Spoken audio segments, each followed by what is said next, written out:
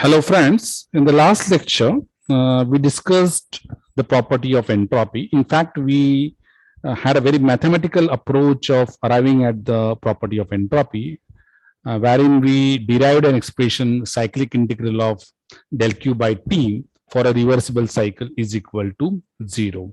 So that expression cyclic integral of del Q by T is equal to 0 is known as Clausius theorem. What we would be discussing today is Clausius inequality. This is a very interesting kind of inequality which gives you much insights which you would be understanding later when we actually deal with the problems. What is to be proved is as follows. Let me just show you what is to be proved. We would be proving this expression, that is cyclic integral of del Q by T is less than equal to 0. We had already stated the Clausius theorem, which said that cyclic integral of del Q by T, if the cycle is a reversible cycle, is equal to 0. So now what is being added to this Clausius theorem is, if the cycle happens to be an irreversible cycle, then in that case, cyclic integral of del Q by T has to be negative. That is, it has to be less than 0. So the inequality is expressed in terms of equal to and less than. Okay, so equal to be applicable when it is a reversible cycle, and that equality is known as Clausius theorem. That is, cyclic integral of del Q by T over a cycle is equal to 0 for a reversible cycle. That is Clausius theorem. And when we talk about inequality, we would include less than sign. And what it means is that this expression, if you do a summation of del Q by T over a cycle, and if that cycle happens to be a irreversible cycle, then that value comes as negative. It is less than 0. Okay, now how do you prove this? So I had taken a very simple approach of proving this. What you see over here is I had considered two engines, one a reversible engine and other irreversible engine. A reversible engine operating between source temperature and sink temperature, and the irreversible engine also operating between the same two temperature reservoirs. Okay. What we are assuming is that both the engines, they are operating between same two temperature reservoirs, TH and TL. One engine is a reversible engine, that is a Carnot engine, and other is an irreversible engine. We are assuming also that both the engines are given the same heat, same amount of heat. So heat engine, which is a reversible engine, receives heat QH and at the temperature TH, and the irreversible engine also receives heat QH, Okay, now we understand that from the Carnot theorem that two engines, when they operate between the same two temperature reservoirs, then the Carnot engine would have the best efficiency. Okay. When the Carnot engine is having best efficiency, it means that the output of this engine would be more as compared to the output of irreversible engine.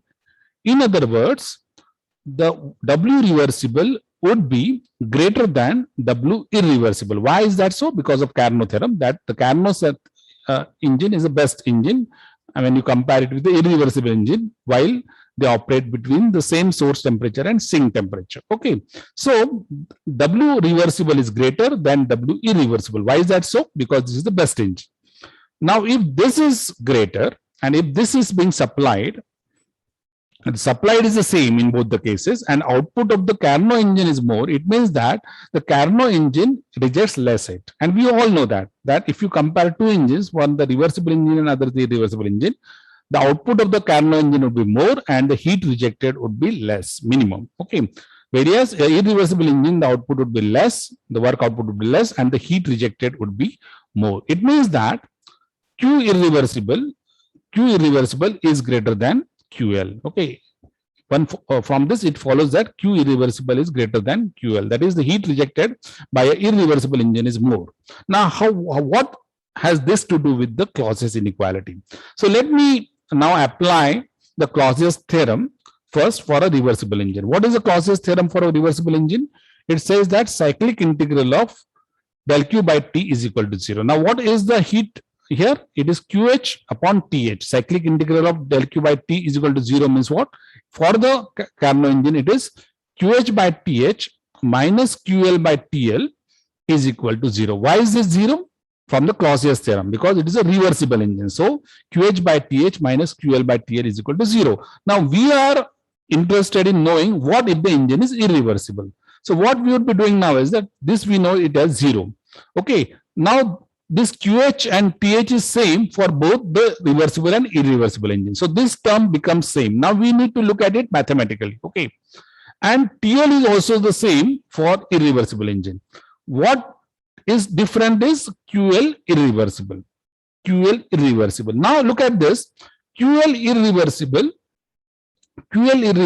is greater than QL. So if you put, now this expression is 0. If you put a value which is greater than QL in this expression, from our elementary knowledge of mathematics, we would understand that if this value is increased, and because this is equal to 0, so if you are subtracting more, then this value would be negative.